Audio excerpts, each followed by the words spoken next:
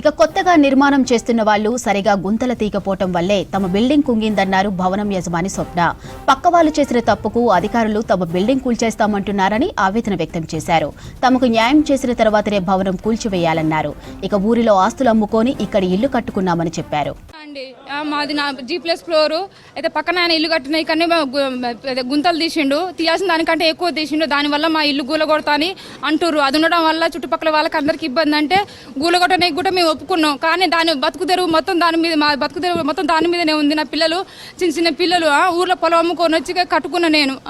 మరి నా పిల్లలు ఎట్లా చదువుకోవాలి, మేము ఎట్లా బతకాలి, మాకు న్యాయం జరగాలి. ఓనర్ అన్న కాంట్రాక్టర్ అయినా వచ్చి మాకు ఏదో ఒకటి భరోసా ఇవ్వాలి. నేను కూలగొట్ట వద్దని అనట్లేను, ఎందుకంటే ప్రాబ్లం అవుతుందంటే చుట్టుపక్కల వాళ్ళకి అందరికి ఇబ్బంది అవుతుందంటే నేను కూడా ఒప్పుకుంటున్నా.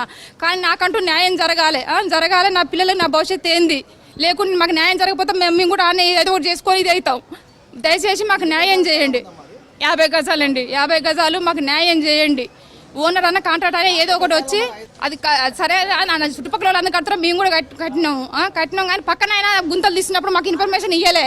మాకు గుంతలు తీసినప్పుడు చెప్పలేదు. అంత లోతు తీసినప్పుడు మొత్తం 3 పిల్లర్లు ఇదైపోయినాయి. అది ఇప్పుడు మాకు చెప్పలేదు. మరి ఇట్లా పొరపాటున మిస్టేక్ జరిగిందని మాకు ఏది ఇన్ఫర్మేషన్ ఇవ్వలేదు.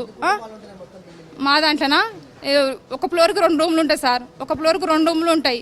20 మంది 18 మంది ఉంటారు. అందరూ అట్లా ఇట్లా అయిందంటే ఎంపటి పంపించేసినాయి బయటికి. ఎవరికేం ఇబ్బంది కాలేదు, కానీ ఇప్పుడు నాకు నష్టం జరుగుతుంది సార్. మేము ఎట్లా బతకాలి? ఓనర్ రాలేదు, ఇప్పుడు రాత నుంచి ఇంత జరుగుతుంటే ఓనర్ రాలేదు, కాంట్రాక్ట్ ఆయన రాలేదు. ఇంత నిర్లక్ష్యం ఉంటే మరి మా పరిస్థితి ఏం సార్? మేము ఎట్లా బతకాలి?